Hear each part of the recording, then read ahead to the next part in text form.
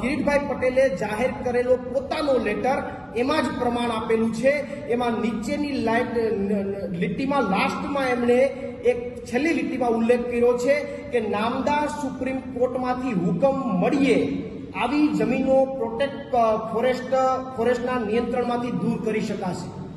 મતલબ એને લાસ્ટની લીટીમાં લખ્યું છે કે નામદાર સુપ્રીમ કોર્ટના નિર્ણય પછી આ નિર્ણય થઈ શકશે।